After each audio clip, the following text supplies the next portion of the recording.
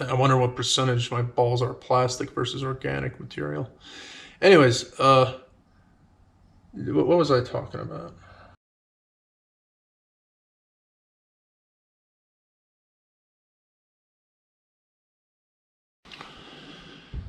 So in short, First and Second Amendment.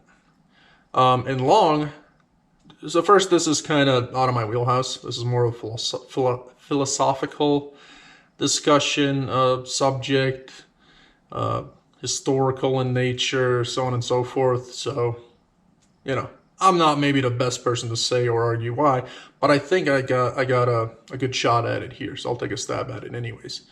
So in long, it's first and foremost, by a country mile, the Second Amendment. And second only to the Second Amendment, the First Amendment. Not equally as important, but goddamn is it important. Before I elaborate on why that is, just a little bit of context. So we're talking about the best country, right? What is the best country?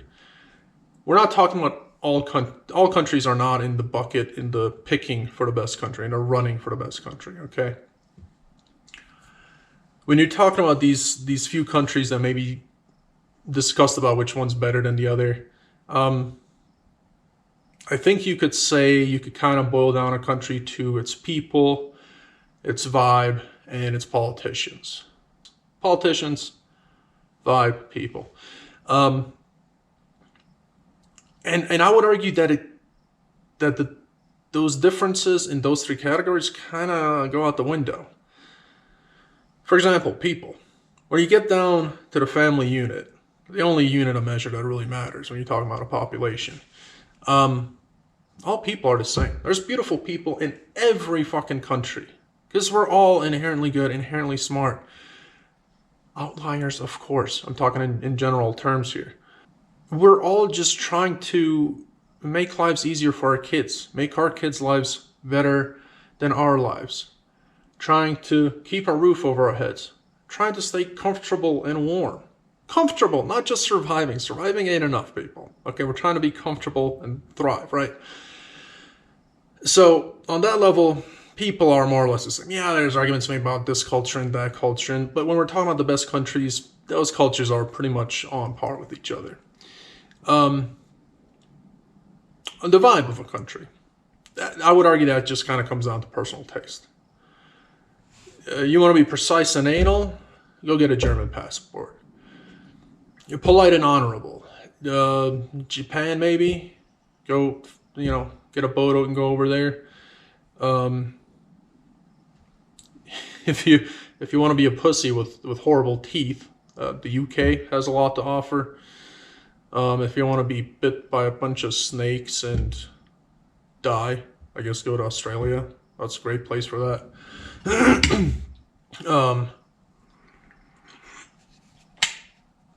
If you want to always be in the shit that is summer, Cuba's fantastic.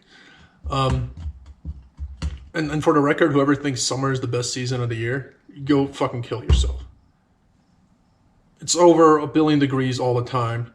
Humidity, if you're anywhere, south of, I don't know, fucking Ohio in America. Mosquitoes. We've lived here for a few years now. First year that I've seen mosquitoes. They're great. They love me in particular for some reason. What else? Allergies, although that's more of a spring thing, but they're still around. Hail in this area. Just summer's fucking... And why is it for barbecuing and shit? Oh yeah, let's start a fire outside when it's scorching hot already. That's brilliant. Where was I? Oh yeah, and politicians. They're the same egomaniacal cunts. Egomaniacal, yes. They're the same egomaniacal cunts everywhere you go.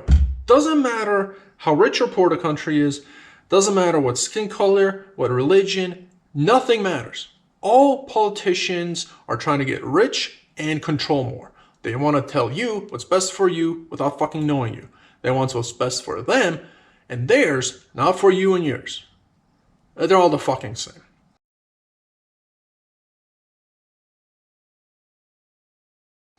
So that's why I'm kind of making this argument about details being the devil's in the details, and I think that's what separates America from everything else. That First and Second Amendment. So let's elaborate on now why that First and Second Amendment is so important. One thing to keep in the back of your mind, governments don't grant you rights. Governments, as far as I can tell, can only take and destroy. They don't necessarily create, unless you count regulations, which are important in some instances. Just watch the video on PFAS, forever chemicals. Good stuff. Good stuff. I wonder what percentage my balls are plastic versus organic material. Anyways, what was I talking about? Yeah, so why these two in particular?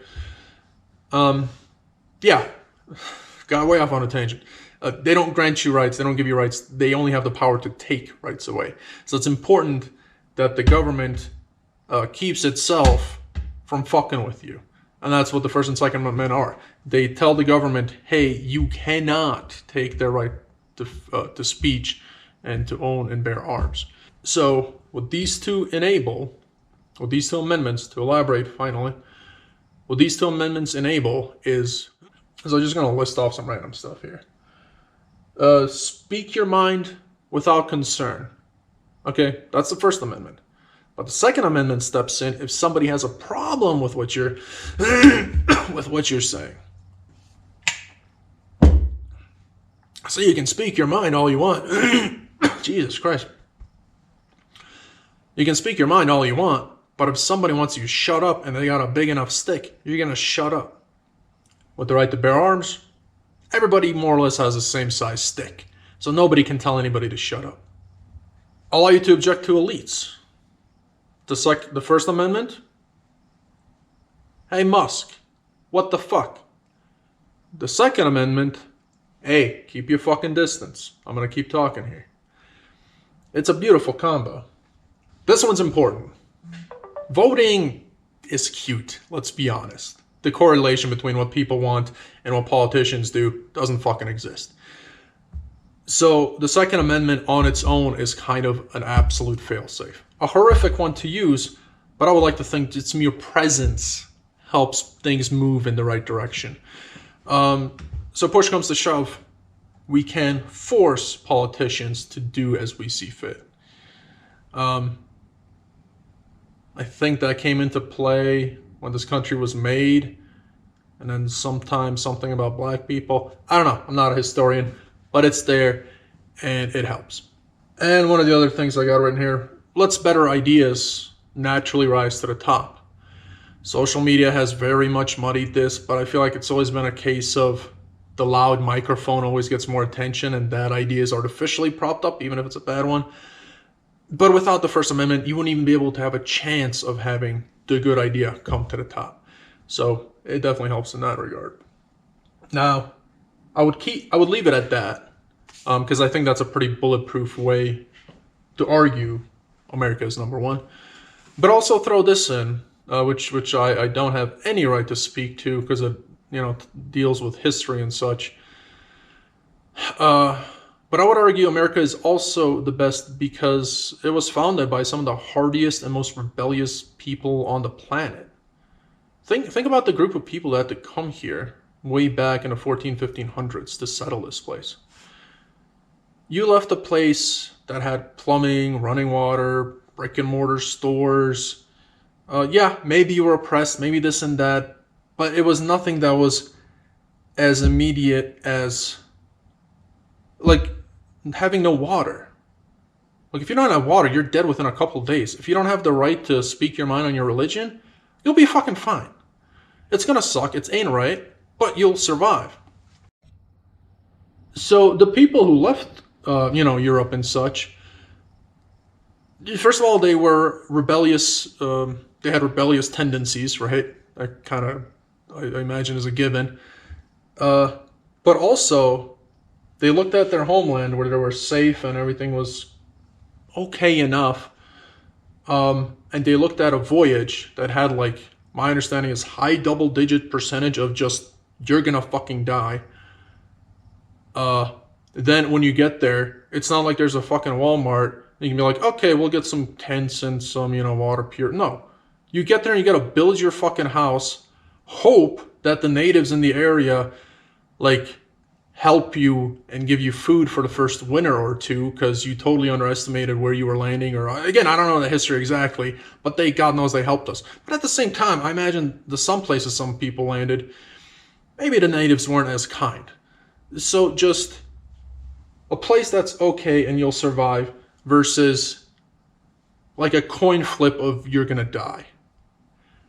Hardy, rebellious motherfuckers. And then second, on top of those are the people that founded this country, this is the latest revision in countries. Like these laws, like France couldn't revolt hard enough to make the leap that we did from, what the fuck is it? Britain, Great Britain, the UK, I don't fucking know, I don't fucking care. They couldn't revolt hard enough to make as big of a governmental leadership, law-making leap as we did from Britain. You have to have that massive, like it is such a unique situation to have a massive natural barrier to the elites that are controlling you so that you can step away and kind of do what's right by you, not just by them. And so I think that unique situation, like it's inevitable that'll make the, I guess it's not inevitable. I'm sure there's examples, again, not a historian, that show otherwise, but yeah, I would say Second and First Amendment, that alone kind of makes us number one. But also I would argue that, how did it go? Like that? Peace and prosperity or something. Anyways, the hardy people and the latest revision of country making also make us the best. Now, who has the best healthcare? Who has the better capitalism? Who has the best laws as far as paternity leave? Who has this? Yes, it's far from fucking perfect here, but I'm telling you, it's far more important to be able to tell the government to go fuck itself and wave your gun at them to let them know what's good, than to get an extra few months when your kid is born. But then guess what? No guns. Guns are important, people. We don't use them, and that's perfect. They act as just, they act as a deterrent, okay? America's number one. America, fuck yeah. Thanks for watching. I'll see you guys later.